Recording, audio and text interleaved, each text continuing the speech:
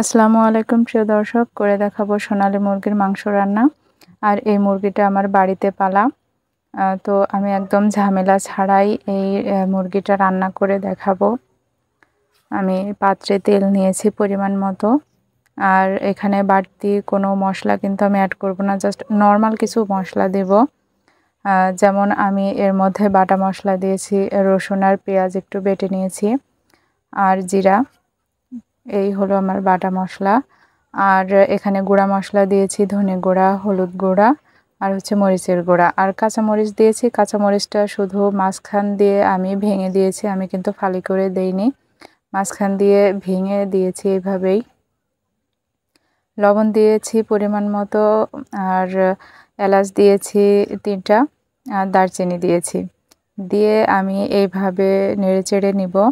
কিছুক্ষণ এইভাবে নেড়েচেড়ে আমি পানি অ্যাড করে দিব, কারণ বেশি সময় ধরে মশলা এভাবে নাড়তে থাকলে কিন্তু পোড়া যাওয়ার সম্ভাবনা থাকে, তাই আমি পানি দিয়ে দিব।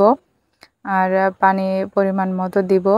আর এই পানি দিয়ে মশলাটাকে ভালোভাবে কষিয়ে নিব। আর এখানে একটা বিষয় আছে, মশলাটা ভালোভাবে কষানো হলে কিন্তু মাংস রান্না বেশ দারুণ হয়। তো দেখতে পাচ্ছেন আমি পানি দিয়েছি। আর এই পানিটাকে ততক্ষণ পর্যন্ত জাল করব যতক্ষণ না এই তেলটা উপরে ভেসে আসবে। মশলা কষানোর পরে যে তেলটা উপরে ভেসে আসে, সে পরিমাণ তেলটা ভেসে না আসা পর্যন্ত আমি কষাতে থাকব। দেখতে পাচ্ছেন প্রায় ভেসে এসেছে তেলটা। আর এই পর্যায়ে কিন্তু একটু নাড়তে হবে, না নাড়লে অনেক সময় নিচে মশলাটা লেগে যেতে পারে। আমি আর কিছুটা লবণ দিয়ে দিচ্ছি, দিয়ে খুব ভালোভাবে এভাবে নেড়েচেড়ে নিব। এক কথায় পানিটা সম্পূর্ণ শুকিয়ে যাবে এবং তেলটা মশলার উপরে এভাবে ভেসে আসবে, সে পর্যন্তই রাখবো। এই যে আমি বলেছিলাম যে কাঁচামরিচ ভেঙে দিয়েছি, এভাবে করে কিন্তু ভেঙে দিয়েছি। আর সোনালী মুরগির যেহেতু কথা বললাম, আমি এই মুরগিটা বাড়িতেই লালন পালন করেছি, তো এর স্বাদটা কিন্তু সত্যিই অনেক দারুণ।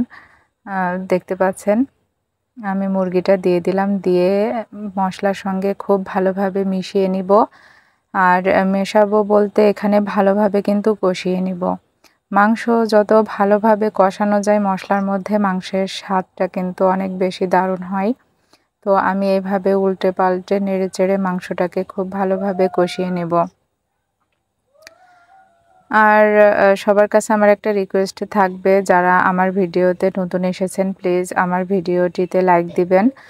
ভালো লাগলে অবশ্যই কমেন্ট করে জানাবেন, আর নতুন কী ধরনের রেসিপি দেখতে চান সেটাও আমাকে জানাতে পারেন। আর প্লিজ সাবস্ক্রাইব করে আমার সাথেই থাকবেন, আর উৎসাহ দিবেন প্লিজ যে কীভাবে কী দেখতে চান এগুলোও জানাবেন।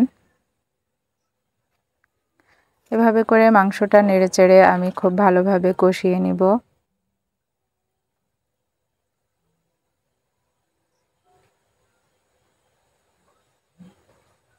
আপনারা চাইলে এখানে কিন্তু আলু দিতে পারেন কিউব করে কেটে। একটু একদম কিউব বলতে ছোট কিউব না, একটু কিউবের সাইজ, মানে একটু বড় সাইজ করে কেটে নিতে হবে। নিয়ে প্রথমে আলুগুলোকে ভেজে নিতে হবে তেলের মধ্যে। ভেজে নিয়ে তারপরে হচ্ছে মাংসটা প্রায় কষানো হয়ে আসবে, সেই পর্যায়ে কিন্তু আলুটা অ্যাড করতে হবে। অ্যাড করার পরে আরও কিছুক্ষণ নাড়তে হবে। নেড়েচেড়ে যখন দেখবেন যে মশলা নিচে লেগে লেগে আসছে, সেই পর্যায়ে হচ্ছে পানি অ্যাড করতে হবে, আর পানিটা পরিমাণ মতো অ্যাড করতে হবে। অনেকেই হয়তো ভাবতে পারেন যে মাংস কি পরিমাণ দিয়েছি বললাম না। আসলে একটা মুরগি আমি পুরোটাই নিয়েছি, এখানে কতটা হবে আমি জানি না, যেহেতু বাজার থেকে কেনা না, তাই এর ওজন সম্পর্কে আমার ধারণা নেই। হবে হয়তো 1 কেজি বা 1 কেজির একটু বেশি হতে পারে। তো কলিজাটা আমি আলাদা করে রেখেছিলাম, কারণ কলিজা মাংসের সঙ্গে দিয়ে যদি কষানো যায় তো কলিজা কিন্তু একদম মাংসের সঙ্গে মিশে যায়, তো কলিজাটা আলাদা করে রেখেছিলাম। এই পর্যায়ে দিয়ে দিলাম, দিয়ে আমি আরও কিছুক্ষণ এভাবে নেড়েচেড়ে নিচ্ছি।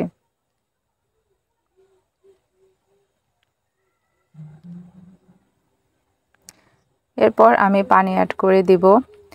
দেখতে পাচ্ছেন আমি পানি অ্যাড করছি। পানিটাও কিন্তু পরিমাণ মতো দিতে হবে। আপনি কি পরিমাণ মাংসের ঝোলটা রাখতে চাচ্ছেন সেইভাবে আপনি দিবেন পানিটা। তো আমি একটু বেশি পরিমাণেই ঝোল রাখি, কারণ আমার ছেলে মাংস খায় না কিন্তু ঝোলটা খায়। ওর ঝোল ছাড়া হয় না। ভাত খেতে গেলেও বলবে ঝোল দিয়ে খাবো, আর রুটি খেতে গেলেও বলবে আমি ঝোল দিয়েই খাবো। সুতরাং আমি ঝোলটা একটু বেশি করেই দিব। আর আপনারা আপনাদের মতো করে দিবেন। আর মুরগির মাংসের ঝোল বেশি রাখলে টেস্ট ভালো আসে না। তো যেন ভুনা ভুনা মতো হয়ে যায়, ঝোলটা প্রায় টেনে আসে একদম, সেই পর্যায়ে রাখবেন, তাহলে মাংসের টেস্ট অনেক বেশি ভালো হয়। দেখতে পাচ্ছেন অনেকটাই টেনে এসেছে। আমি আর কিছুক্ষণ জাল করব।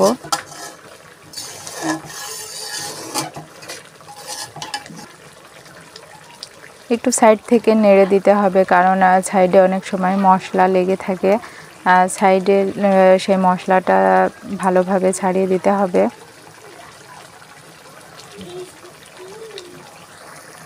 আশা করি সবার কাছে আমার ভিডিওটি ভালো লাগবে। ভিডিওটি ভালো লাগলে অবশ্যই লাইক দিবেন, সাবস্ক্রাইব করে সাথেই থাকবেন।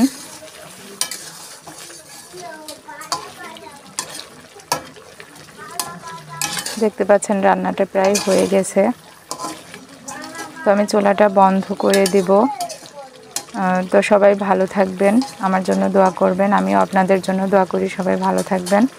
আল্লাহ হাফেজ। কিন্তু এই পরিমাণ আছে দেখতে পাচ্ছেন, আর এর লাস্ট লুক হলো এটা। আল্লাহ হাফেজ।